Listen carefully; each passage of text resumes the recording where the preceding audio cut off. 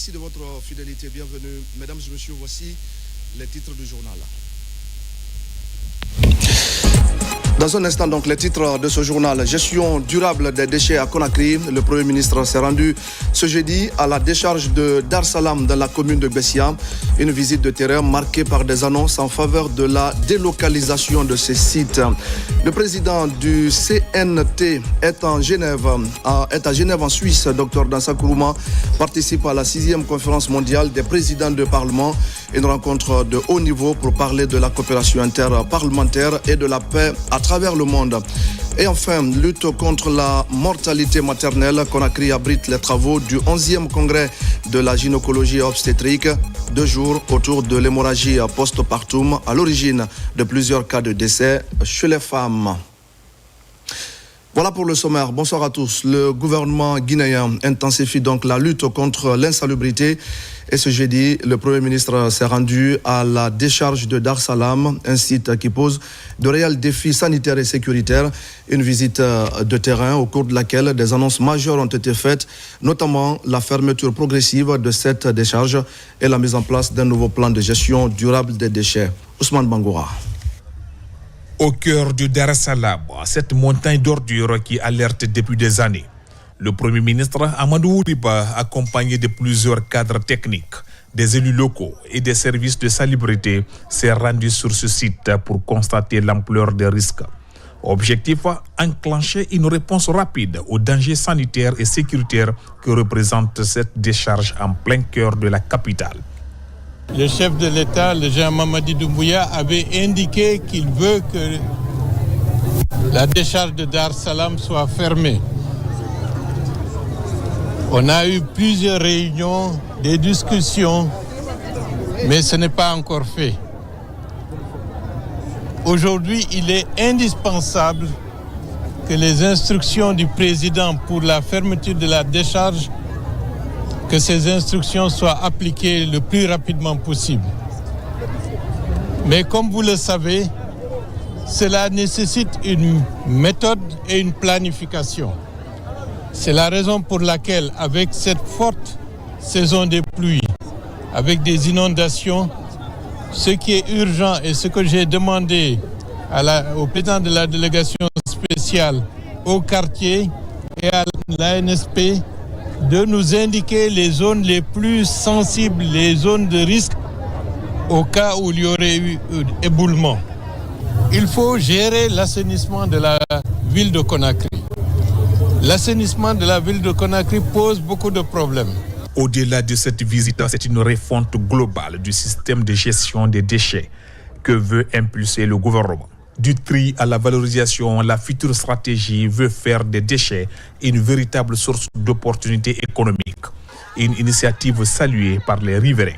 Nous sommes venus pour accompagner, n'est-ce pas, participer non seulement à la sensibilisation, mais aussi à la délocalisation progressive et structurée de la décharge de Dar es Salam.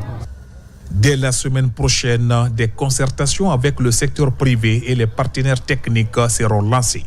Une démarche participative pour bâtir enfin une politique d'assainissement durable à la hauteur des enjeux de la capitale. Dans l'actualité ce soir, de violentes pluies se sont abattues la nuit dernière sur la capitale guinéenne. Des pluies torrentielles qui ont causé des pertes en vies humaines et des dégâts matériels importants. Vous allez suivre notre constat détaillé dans un instant. En attendant, il faut dire que très tôt ce matin, le ministre de l'administration du territoire et de la décentralisation s'est rendu dans plusieurs localités sinistrées.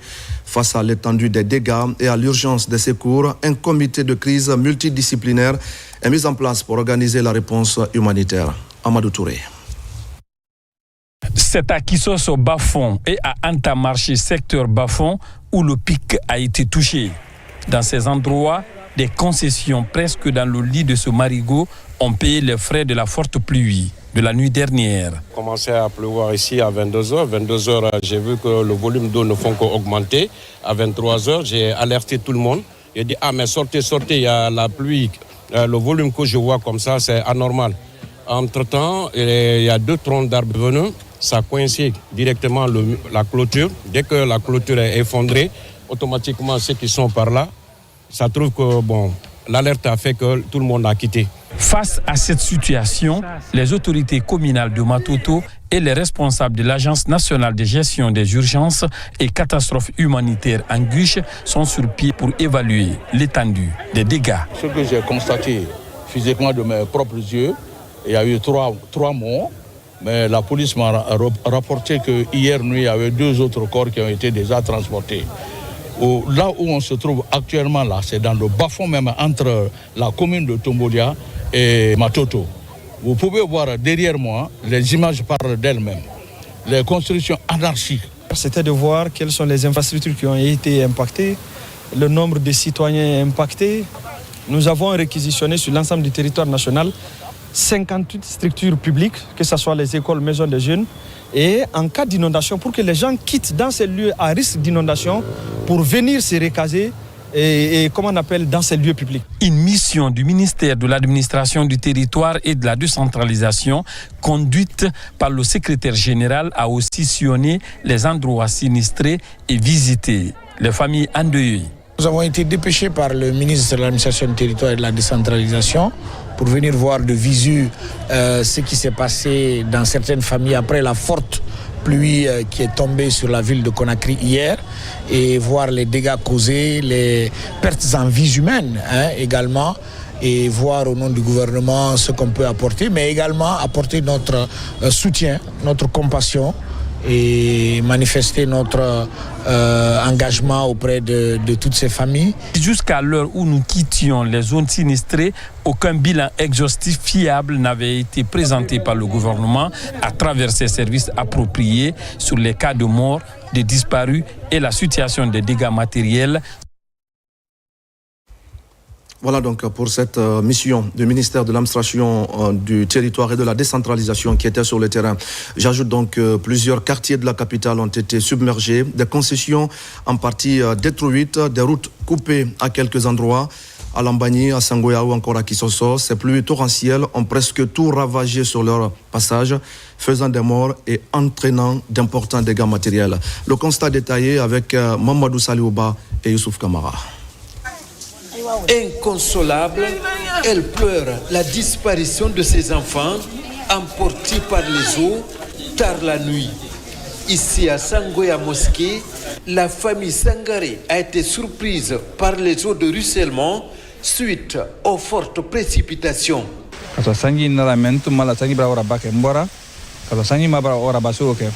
À 0 heure, mon voisin est venu me chercher pour l'aider. Il y avait inondation chez Gel. À mon retour, je suis venu avec ses enfants. Nous étions à la terrasse. Soudain, j'ai entendu un bruit dans la chambre. Je suis rentré et j'ai trouvé que le mur est tombé. C'est en ce moment que l'eau est venue avec force. En tentant de sauver les enfants, j'ai pu secourir 4. Malheureusement, 2 sont partis. Des pertes en vie humaine, mais aussi des dégâts matériels, comme ici à Kisosso Plateau. Sur place, rien n'a été épargné par les eaux. Partout, on tente de sauver ce qui peut l'être. Sur le terrain, les autorités communales de Matoto veulent s'enquérir de l'étendue des dégâts. En attendant un bilan précis, on dénonce les constructions anarchiques à Lambani-Wareya. Cette voiture a été emportée par les eaux. Comme à Kisosso, plusieurs habitations ont été envahies par les eaux. Partout, les habitants ont assisté impuissants à la destruction de leurs biens. Depuis l'année passée, l'eau rentre. Mais cette fois-ci, c'était pur. Je n'ai jamais vu ça. Presque tout est gâté. Vu la pression de l'eau qui était énorme, dans l'eau, ça fait des dégâts dans la cour en emportant des véhicules et quelques biens matériels. Dans plusieurs quartiers de la capitale, le réveil a été brusque pour bon nombre d'habitants. Entre inondations, noyades et éboulements, les fortes précipitations ont entraîné des dégâts à maints endroits. En attendant un bilan précis, certains habitants cherchent un abri plus sûr pour sauver le reste de leurs biens, pendant que d'autres espèrent une météo plus clémente les prochains jours. Et parmi les victimes des fortes précipitations de la nuit dernière, il y a le directeur général adjoint de l'Agence nationale de sécurisation des systèmes informatiques. Ibrahima Khalil Keïra a été emporté par les eaux de ruissellement au ministère des Télécommunications où il a servi. On regrette la perte d'un grand travailleur. Ce communiqué du gouvernement relatif aux pertes en vies humaines et aux dégâts matériels causés par les pluies diluviennes à Conakry. Le gouvernement de la République de Guinée a pris avec une profonde tristesse les pertes en vies humaines et les importants dégâts matériels causés par les pluies diluviennes qui se sont abattues sur la ville de Conakry dans la nuit du 30 au 31 juillet 2025. Selon les premières informations disponibles, ces intempéries ont malheureusement entraîné la mort de plus de 7 de nos concitoyens et provoqué de nombreux sinistres dans plusieurs quartiers de la capitale. En cette douloureuse circonstance, le gouvernement adresse ses condoléances les plus attristées aux familles éplorées ainsi qu'au peuple de Guinée tout entier. Il exprime sa compassion et sa solidarité aux victimes et aux personnes affectées par cette tragédie. Le gouvernement appelle les populations à redoubler de vigilance en cette période de fortes précipitations, à respecter les consignes de sécurité et à suivre attentivement les bulletins et alertes diffusés par les services météorologiques nationaux. Des instructions ont été données aux services compétents pour apporter l'assistance nécessaire aux familles endeuillées et aux sinistrés et pour renforcer les dispositifs de prévention et de secours dans les zones à risque. Le gouvernement reste mobilisé aux côtés des citoyens et réaffirme sa détermination à œuvrer pour la protection des vies humaines et des biens face aux aléas climatiques. Le porte-parole du gouvernement, Ousmane Gawal Diallo. Dans l'actualité encore, le président du Conseil national de transition, je le disais au sommaire, séjourne à Genève en Suisse. C'est là que se tient la 6e conférence mondiale des présidents de parlement. La rencontre se tient sous le thème « Le monde dans la tourmente, coopération parlementaire et multilatéralisme en faveur de la paix, de la justice et de la prospérité pour tous ». La conférence a été précédée par le 15e sommet des présidents de parlement. C'est ici, au Palais des Nations de Genève, qu'ils se sont donné rendez-vous. C'est parti pour la 6e conférence mondiale des présidents de parlement. Ils se sont retrouvés pour échanger autour de la coopération parlementaire et multilatéralisme en faveur de la paix, de la justice et de la prospérité pour tous. Du haut de cette tribune, Dr Dansa Kourouma partage la vision du peuple souverain de Guinée. Au nom du peuple de Guinée et de son président, le général Mamadi Doumbouya, je vous adresse mes salutations fraternelles et mes remerciements sincères. Je salue particulièrement le bureau de l'UIP et son secrétariat général pour la pertinence du thème choisi et l'excellente organisation de cette rencontre. À une époque où le multilatéralisme est contesté, confiné dans la technocratie, l'UIP incarne encore le plus grand rassemblement démocratique des parlements et cela mérite d'être célébré. Nous assistons consciemment au spectacle d'un monde en mutation, un ordre mondial en péril.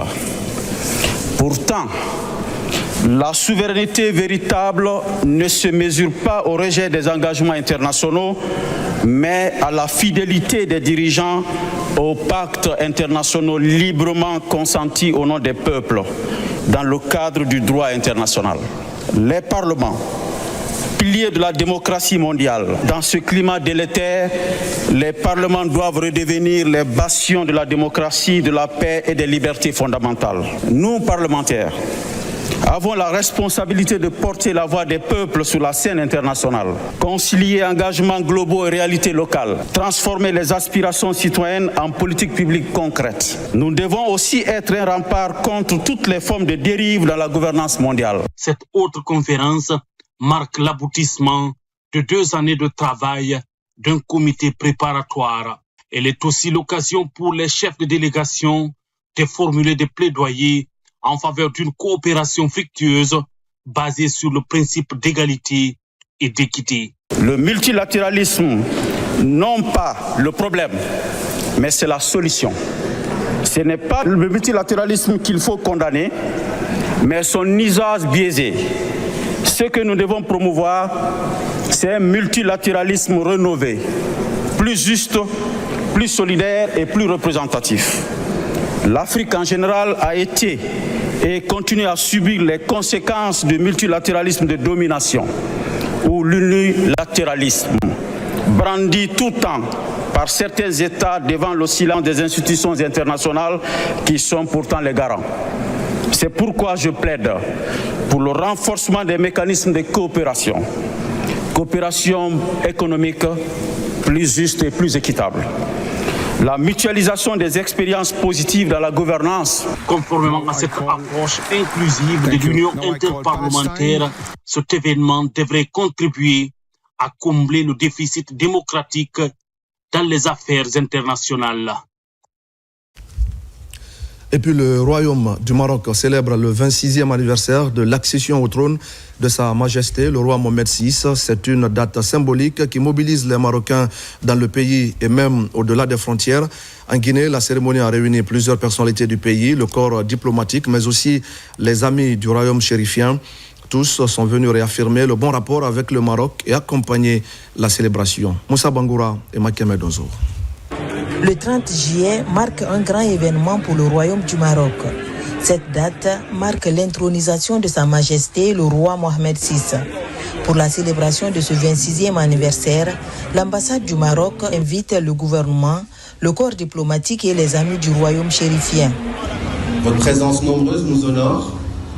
Elle témoigne de l'amitié forte et séculaire qui lie nos deux pays depuis des décennies et du respect partagé pour cette histoire que nous célébrons ensemble. Excellences, mesdames et messieurs, 26 ans se sont écoulés depuis l'accession au trône du roi Mohamed VI. 26 ans d'un règne synonyme de stabilité, de réforme, de modernisation et de progrès, avec comme corollaire principal le développement et l'émancipation humaine. Le regard du Maroc est aujourd'hui tourné vers l'avenir et la mise en œuvre de son nouveau modèle de développement sous l'impulsion de Sa Majesté le roi. Nous suivrons avec admiration le parcours de transformation du royaume dans tous les domaines, social, économique, environnemental et géopolitique. Et la Guinée salue particulièrement la vision audacieuse de Sa Majesté pour un Maroc moderne, solidaire et résolument tourné vers l'Afrique. Nous nous réjouissons de la qualité exceptionnelle des relations bilatérales entre nos deux pays, ancré dans une histoire commune de fraternité, de respect mutuel et de solidarité agissante. Ces relations ne cessent de se renforcer, comme en témoignent de nombreux projets structurants, et particulièrement dans le domaine de la formation des cadres guinéens. Dans Simandou Academy, le Royaume du Maroc prend toute sa part, et nous sommes heureux d'ouvrir les portes de Simandou Academy à votre pays pour que nous puissions aussi faire comme le Maroc un développement endogène basé sur des relations stables avec le reste du monde. Une occasion pour le chef de la diplomatie guinéenne de rappeler les bons rapports entre le Maroc et la Guinée. Une coopération bilatérale fructueuse qui remonte aux premières heures de notre indépendance. Votre pays peut compter sur notre État, sur son soutien constant. Vous l'avez rappelé.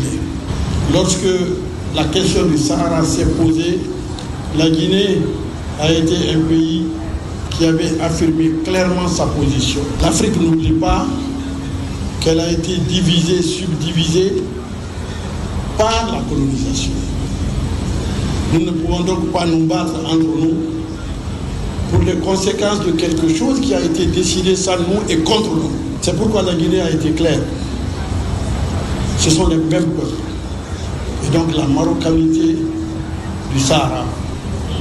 Et cette position guinéenne a été réaffirmée par les Nations Unies. Nous souhaitons vivement que l'entente, la paix, le dialogue, la fraternité fleurissent et mûrissent dans cette région.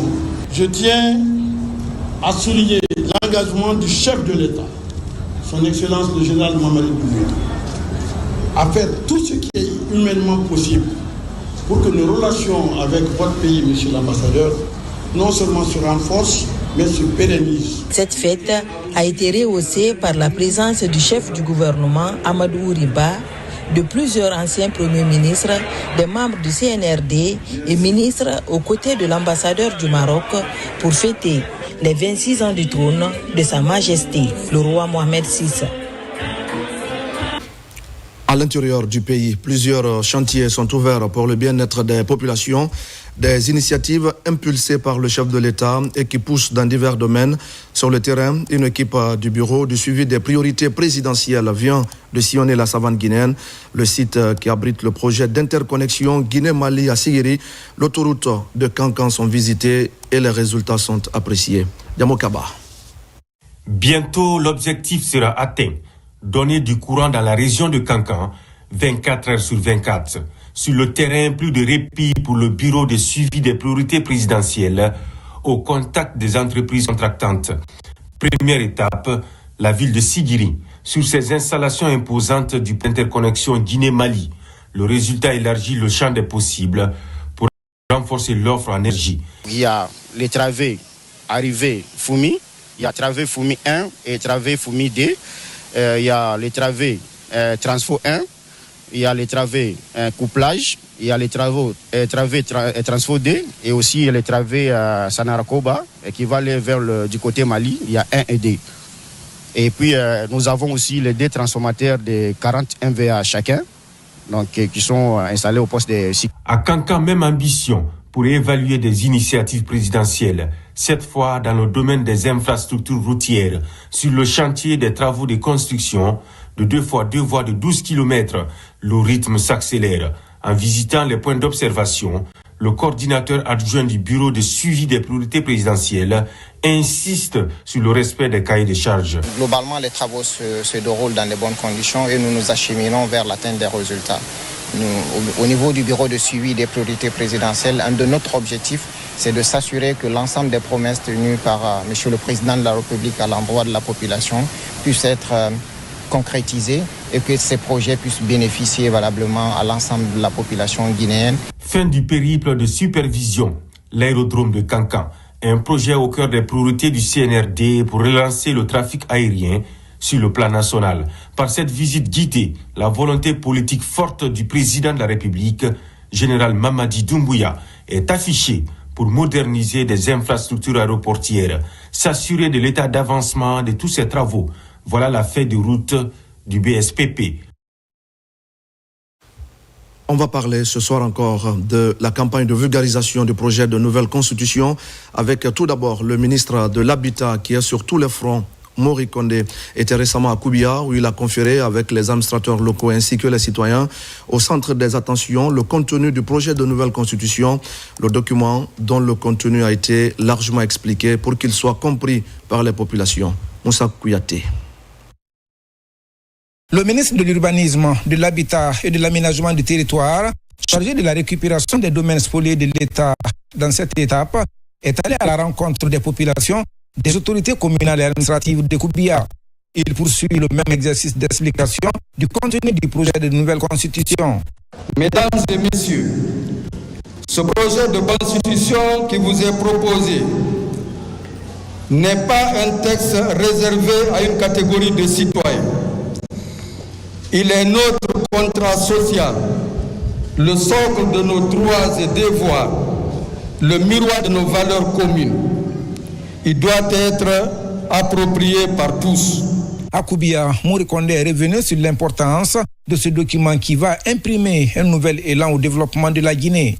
Vous avez la charge désormais de démultiplier le contenu qui vous a été partagé ici en ce qui concerne les innovations contenues dans ce projet de nouvelle constitution, dans tous les secteurs, dans tous les hameaux, dans tous les districts, dans toutes les communes rurales et dans la commune urbaine de Koubia, afin que la population puisse avoir tout ce qui est compréhension de cette nouvelle constitution. Les autorités communales et administratives de la préfecture de Koubia se sont engagées à poursuivre ces opérations de vulgarisation dans toutes les localités. Cela pour mieux cerner le contenu du projet de nouvelle constitution avant le 21 septembre prochain. À Kissidougou, cette initiative a pris la forme d'une tournée intense menée par le directeur général de la marine marchande, Paul Moussa Diawara, a sillonné les 12 sous-préfectures de la localité. Pendant 3 jours, les différents articles du projet ont été décortiqués devant les citoyens. L'objectif est de garantir une meilleure compréhension des réformes proposées. Souleymane Kamara. À Kissidougou, le directeur général de la marine marchande, Paul Moussa Diawara, a sillonné les 12 sous-préfectures pour présenter en détail le projet de nouvelle constitution aux populations. Cette campagne de sensibilisation initiée par le gouvernement vise à assurer une meilleure compréhension des 199 articles de ce texte fondamental et à favoriser son appropriation par les citoyens. Là où nous sommes beaucoup ravis, c'est le côté des femmes. Parce que nous savons qu'aujourd'hui, les femmes sont les baromètres de la société. Donc nous, les femmes, c'est nous qui devons donner la paix en Guinée. La Constitution parle encore le septennat. Quand il y a 7 ans renouvelables, une seule fois, tu peux t'occuper de la population, faire des routes, faire des hôpitaux et développer le pays.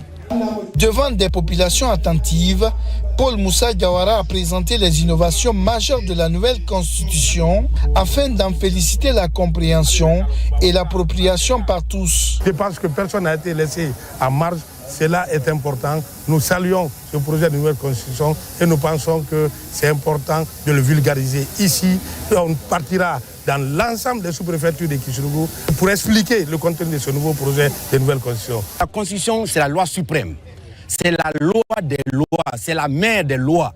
Il faut qu'elle soit comprise pour que chacun des citoyens, dans sa langue, comprenne le contenu et la portée de cette nouvelle constitution. Pour maximiser l'impact de cette campagne, les autorités ont mis en place des stratégies adaptées, incluant des supports simplifiés, des débats participatifs et la mobilisation des leaders locaux. Rassemblement extraordinaire également à la Direction générale des douanes. Occasion pour le colonel Cheikh Gaderi Kondé de passer en revue le contenu du projet de nouvelle constitution. Un soulagement pour les soldats de l'économie qui s'engagent à vulgariser le texte à l'échelle nationale. Mohamed Seyar Souma. Un rassemblement pas comme les autres à la Direction générale des douanes. À l'ordre du jour, le projet de nouvelle constitution. L'équipe dirigeante se fixe pour défi d'expliquer le contenu du texte. Il y a tellement de droits reconnus aux Guinéens, à la population guinéenne. Il y a tellement de protection pour la population civile. Nous sollicitons à tout le monde de lire et de comprendre ce projet, de pouvoir le voter pour l'avenir de la Guinée. Le projet de nouvelle constitution totalise 199 articles. À la suite de l'exposé, un début de compréhension s'installe. Les enfants sont prévus. En tant que femme, l'aspect éducation m'a beaucoup touchée. L'aspect santé m'a touchée. Les personnes diminuées physiquement doivent être entendues aussi. Donc ça, c'est l'ensemble de la vie, la nation qui fait partie de cela. Alors, c'est une journée de sensibilisation, comme je le disais tantôt. Et nous allons nous approprier de cette constitution, à notre tour, de vulgariser cette constitution. C'est justement l'objectif recherché, impacter positivement le milieu professionnel, mais aussi familial. Nous avons demandé aux collègues qui s'en approprient, qui partent dans leur famille. Et il y aura une mission de tournée dans toutes les régions douanières, à commencer par Conakry. Nous avons ouvert le bal ici, pour que tous les collègues comprennent que nous sommes une partie du peuple. Malgré la tenue, nous sommes une partie du peuple. Nous avons donc obligation à comprendre ce texte. La vulgarisation du projet de nouvelle constitution se veut nationale. Une volonté affichée par la Direction générale des douanes qui emboîte le pas au ministère du Budget.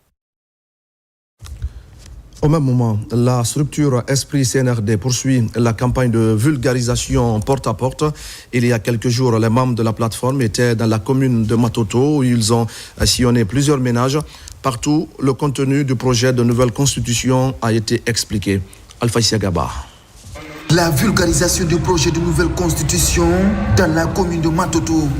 Dans les différents messages, le contenu ainsi que les grandes nouveautés de la loi fondamentale sont expliqués aux populations. Nous sommes ici pour la vulgarisation de la nouvelle constitution. Ce projet qui est un projet national qui touche tout un chacun, dont nous avons le devoir de présenter au peuple de Guinée afin que le peuple comprenne et qu'il puisse lire et s'imprégner du contenu et savoir réellement quels sont les interdits et quels sont les droits et les devoirs de cette nouvelle constitution. Pour faciliter la vulgarisation, des copies du projet de la nouvelle constitution sont distribuées aux citoyens de Matoto. Nous sommes très très heureux de ce document que nous avons aujourd'hui. Cette constitution, elle est la nôtre. C'est dit dedans. Une constitution qui nous ressemble et qui nous rassemble. Je n'ai pas la prétention de dire ce que je sais de tout ce document que nous avons. Nous sommes là aujourd'hui pour soutenir la nouvelle constitution. Très très contente pour cette nouvelle constitution. À l'origine de cette campagne de vulgarisation du projet de nouvelle constitution, la structure Esprit CNRD, l'initiative va se poursuivre dans les autres communes de Conakry. Première session ordinaire de la Chambre nationale d'agriculture sur fond de vulgarisation du projet de nouvelle constitution. Des véhicules sont remis aux présidents régionaux de la Chambre d'agriculture pour leur permettre d'accomplir la mission de démultiplication de la nouvelle loi fondamentale. Fodé Kamara, Nabila Moussa Kamara et Al-Khali Kobole Keita. La première session ordinaire 2025 de la Chambre nationale d'agriculture réunit les membres de l'Assemblée consulaire nationale à Conakry pour faire le point des avancées réalisées au cours du premier semestre de l'année 2025. Les responsables de cette institution ont profité de ce conclave pour vulgariser le contenu du projet de la nouvelle constitution. Pour faciliter cette vulgarisation, cette session est couplée à la cérémonie de remise officielle de 8 véhicules aux présidents régionaux des chambres régionales d'agriculture qui doivent démultiplier le contenu de la nouvelle constitution aux producteurs de la Guinée profonde. Il est du devoir de chaque citoyen aujourd'hui, en personne physique, sans parler de ce que nous représentons en tant qu'institution en personne morale, de se déployer pour la présentation du projet de constitution de notre pays. Aujourd'hui, la remise est faite et ensuite, nous avons procédé à la vulgarisation du projet de nouvelle constitution aux acteurs pour reprendre les éléments, les dispositions qui vont, à notre sens, dans l'intérêt du monde rural. Il faut rappeler que ce projet de constitution obéit effectivement à nos aspirations. Pour relever les défis en vue de répondre aux attentes des producteurs, ces élus du monde rural ont validé les documents soumis à l'Assemblée consulaire nationale. Puisse cette session se dérouler dans un esprit constructif, de dialogue et de responsabilité collective, afin que les décisions qui en découleront soient porteuses de transformation et de résultats durables pour le monde rural. À travers la mise en œuvre du projet Simandou et les perspectives qu'offre le programme Simandou 2040, les ambitions des responsables de la Chambre nationale d'agriculture sont expliquées pour mieux orienter les membres. Dans le reste de l'actualité, renforcer la formation, améliorer l'encadrement, voilà la mission du nouveau commandant de l'école des officiers de la gendarmerie nationale. Le chef d'escadron, Abakar Kamara, a officiellement pris les commandes de l'établissement au cours d'une cérémonie grandeur nature. C'est l'inspecteur général adjoint des forces armées guinéennes qui a présidé cette cérémonie placée sous le signe de l'unité et de la collaboration. Adjudant Abdul Kader Kamara, correspondant de la presse militaire. Le chef d'escadron Aboubakar Kamara a officiellement pris fonction ce matin. Il est désormais le nouveau commandant de l'école des officiers de la gendarmerie nationale éogène de Somphonia. Une cérémonie solennelle présidée par l'inspecteur général adjoint des forces armées guinéennes. Elle a connu la mobilisation de nombreux hauts cadres des forces de défense et de sécurité. Officiers, sous-officiers et militaires du rang, au nom du président de la République, chef suprême des armées, et en vertu des pouvoirs qui me sont conférés, vous reconnaîtrez désormais comme commandant de l'école des officiers de gendarmerie nationale le chef d'escadron Aboubakar Kamara, ici présent, vous lui obéirez en tout ce qu'il vous commandera pour le bien du service, l'exécution des règlements militaires et l'observation des lois dans l'intérêt supérieur de la nation. Dans son discours d'installation, le chef d'escadron Aboubacar Camara a insisté sur l'importance d'une collaboration étroite et harmonieuse de l'ensemble du personnel de l'école. Cette école est devenue, en quelques années, l'épicentre de la formation des officiers de la gendarmerie guinéenne. Prendre fonction officiellement en tant que premier chef de cette prestigieuse école est un honneur que je mesure pleinement. Ici se forge l'élite de demain. Ici se forment les futurs chefs. Ici s'incarnent nos valeurs fondamentales qui sont l'honneur, le devoir, la discipline et la loyauté. Permettez-moi de saisir cette occasion pour rendre un vibrant hommage au général Mamadi Doumbouya, président de la République, chef de l'État et chef suprême des armées. Je ne peux poursuivre mon intervention sans adresser un grand remerciement au commandant sortant et à l'équipe des instructeurs. Le choix du chef d'escadron Aboubacar Camara à la tête de l'école des officiers de la gendarmerie nationale s'inscrit dans une volonté de dynamiser la formation et l'encadrement au sein de cette institution. Et puis, mesdames et messieurs, nous sommes le 31 juillet 2025. La Guinée célèbre aujourd'hui le 63e anniversaire de l'Organisation panafricaine des femmes. Une occasion de saluer la contribution des femmes d'Afrique au processus de développement du continent et à la prise en compte par l'Union africaine des questions liées au genre.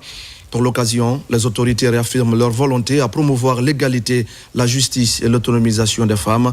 Voici à ce propos un extrait de la déclaration de la ministre de la Promotion féminine. L'opportunité nous est offerte de louer la bravoure de celles qui ont œuvré au rayonnement d'une organisation féminine à l'échelle continentale. Ces guerrières ont marqué l'histoire de leur continent en tant que force motrice capable d'apporter des changements positifs au sein de la communauté africaine.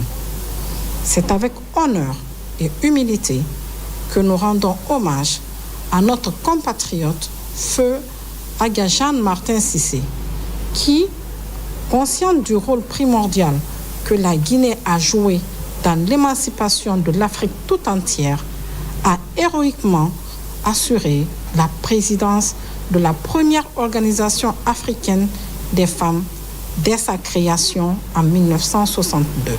Aujourd'hui, la donne en vigueur dans notre pays est un gage sûr pour mieux positionner les Guinéennes à l'échelle du continent.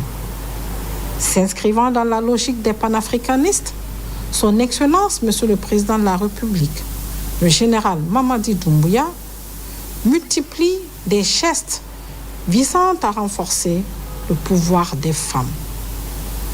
Depuis le début de l'année, sous son leadership, des instruments de promotion des droits des femmes se multiplient autant que leur concrétisation dans les faits. Le décompte du nombre de femmes dans le gouvernement ne constitue plus l'unique étalon de mesure de valorisation du statut des femmes. En effet, l'adoption du compendium des compétences féminines de Guinée, la mise en place du Conseil national des femmes et filles de Guinée, ou encore la validation de la politique nationale JAR 3 sont autant de décisions politiques dont l'effet se fera positivement ressentir à court et moyen terme. Les propos de Charlotte Daffé ont été recueillis par Mohamed de Camara.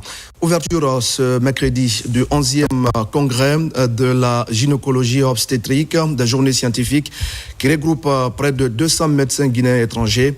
Pendant 2 jours, ces spécialistes vont échanger sur l'hémorragie du postpartum à l'origine de nombreux cas de décès chez les femmes. La rencontre vise à identifier des stratégies pour réduire considérablement la mortalité maternelle. Compte rendu, Adia Toubari. Pour une mission commune de réduction de la mortalité maternelle, il se penche sur les facteurs déclencheurs à tous les niveaux. Et l'hémorragie du postpartum est considérée comme la première cause de décès des femmes pendant ou après l'accouchement. Dans les hôpitaux, elle est souvent mal diagnostiquée avec une prise en charge peu qualifiée. Ces hémorragies, on peut les éviter parce qu'on connaît les risques qui peuvent mener à ces hémorragies. Donc, au cours de notre travail en salle d'accouchement, on doit en tenir compte. Les innovations qu'on a actuellement, c'est que depuis 2 ans, on est en train d'introduire dans la prise en charge des hémorragies du postpartum des molécules innovantes comme la carbétocine thermostable, l'acide tranexamique et le misoprostol, dans la région notamment de Mamou et Labé. À ce congrès de la gynécologie obstétrique, les scientifiques de 8 pays de l'Afrique se joignent à leurs homologues de la Guinée pour approfondir les réflexions sur la thématique. Nous avons observé dans l'espace de la Société africaine de gynécologie une baisse importante des taux de mortalité maternelle, d'environ 40%. Mais ce n'est pas suffisant.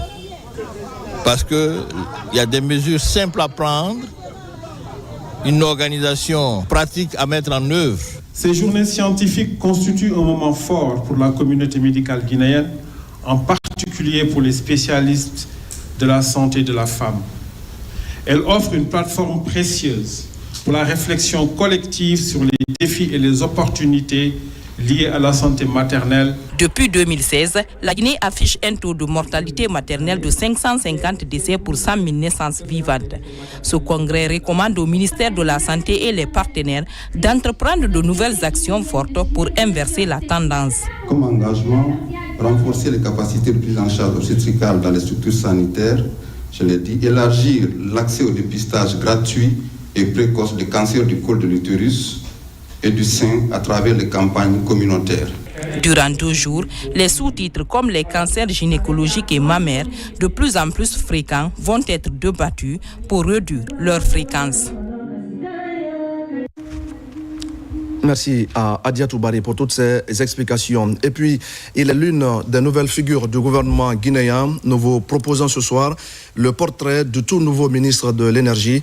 Namori Camara est un haut cadre de l'administration publique qui a dirigé la société de gestion et d'exploitation de l'aéroport de Conakry avant de se retrouver à la tête de ce département stratégique, le secteur énergétique qu'il compte gérer avec toute l'efficacité requise et suivant la vision du chef de l'État, général Mamadi Doumbouya.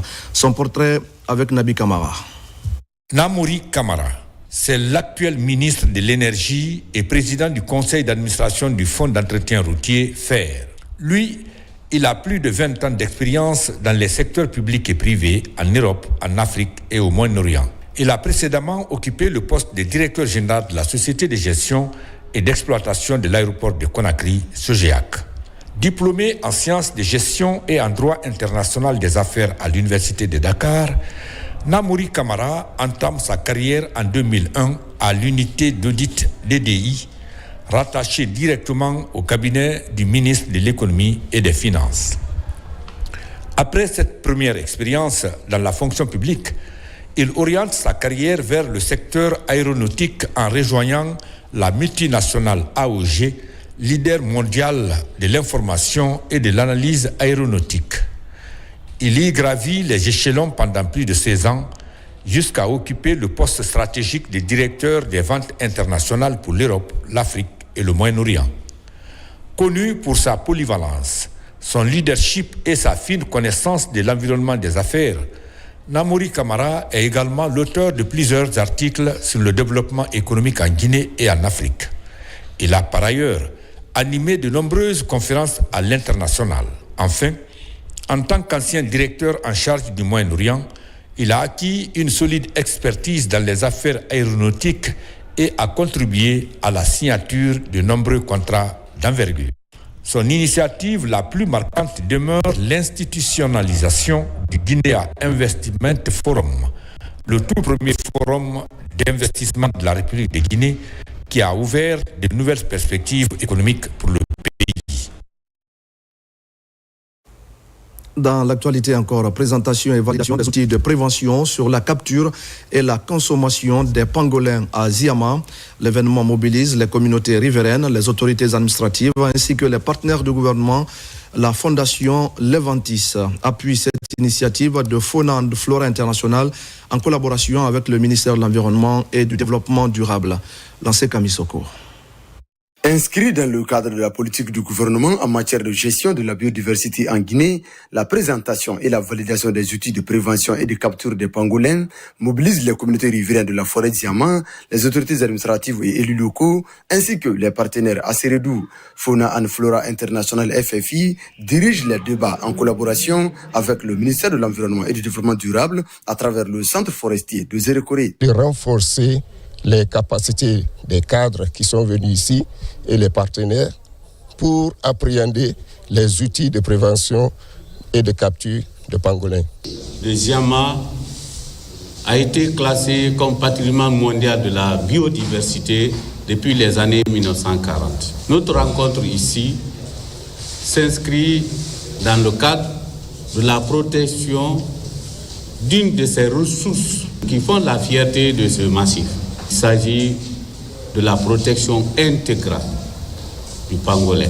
2 jours durant, l'importance et le rôle des pangolins sont expliqués aux participants ainsi que les comportements à adopter pour la protection des dernières populations de cette espèce menacée de disparition. Avant, nous on ne connaissait pas l'importance du pangolin.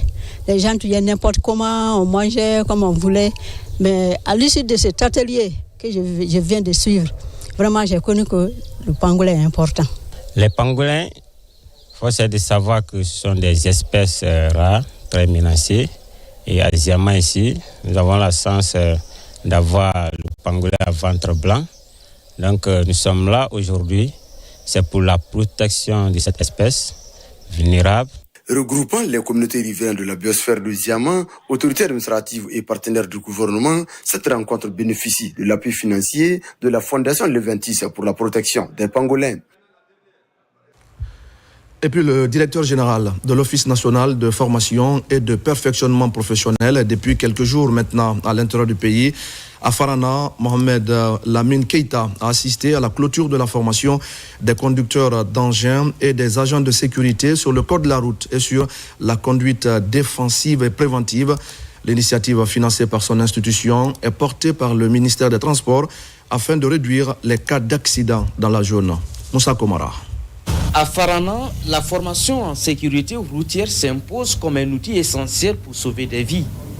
Avec l'appui financier de l'Office national de formation et de perfectionnement professionnel, ces conducteurs de motos, d'engins lourds et agents de sécurité routière optimisent leurs connaissances sur le code de la route, la conduite défensive et préventive. Ça vient combler un vide.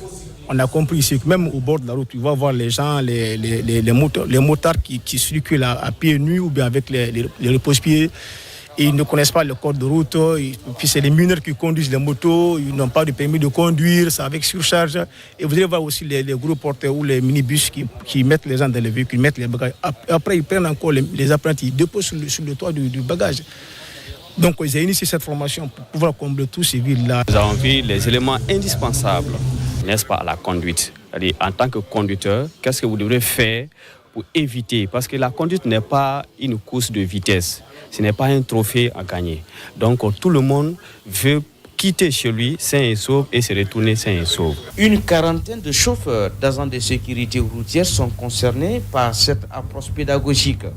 Après des jours d'échanges professionnels et passionnants, ces stagiaires repartent transformés. Le formateur a pris tout son temps à nous former dans notre langue qu'on peut comprendre, nous montrer comment conduire, comment allumer une voiture, même le système de freinage que nous ne connaissons pas. Si tu freines beaucoup, tu vas consommer, on ne connaissait pas ça. Vu la satisfaction qu'ils ont tirée du formateur, je suis certain que la formation va leur permettre d'être prudents et de réduire les risques d'accident.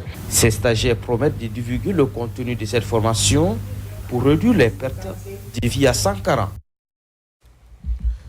Et puis une vingtaine de jeunes de la cimenterie viennent d'être outillés sur le leadership inclusif et la gestion des conflits. C'est un accompagnement de l'Union européenne à travers Terre des Hommes et de l'Organisation de secours aux handicapés de Guinée. L'initiative vise à promouvoir le maintien de la paix sur l'axe Amdalaï Cimenterie et le respect des droits des personnes porteuses de handicap. C'est un reportage de Youssouf Kamara et de Marwan Kamara. À l'Université générale Lansana Conté de Symphonia, ces jeunes leaders venus de la cimenterie sont outillés. Durant des jours, ils ont développé leurs compétences en leadership inclusif, en résolution des conflits et en approche inclusive. L'initiative s'inscrit dans le projet L'Agnifant la paix est bonne, mise en œuvre par l'Organisation des secours aux handicapés de Guinée. Cette rencontre consiste à former les jeunes leaders et les personnes handicapées de la zone de cimenterie sur les notions de leadership, inclusion des personnes handicapées pour la promotion de la paix. Surtout sur l'axe Amdala et Bambeto jusqu'à la cimenterie. Nous avons eu à former 20 jeunes leaders sur le leadership, la médiation, la prise de parole en public et la gestion des conflits.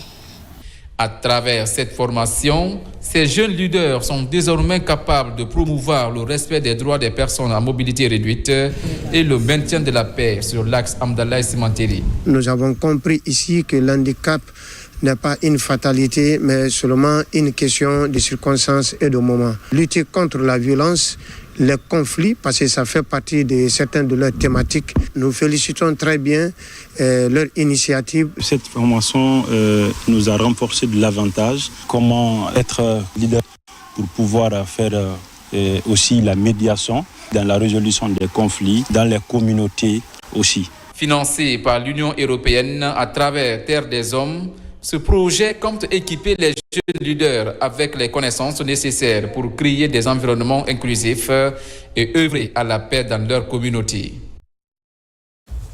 Et voilà, mesdames et messieurs, c'est la fin de ce journal. Merci à vous de l'avoir suivi. Merci également à toutes les équipes qui m'accompagnent depuis 4 jours maintenant. Je vous retrouve la semaine prochaine pour d'autres actualités de la Guinée, notre paradis, terre de richesse et d'innovation. Bonsoir à tous.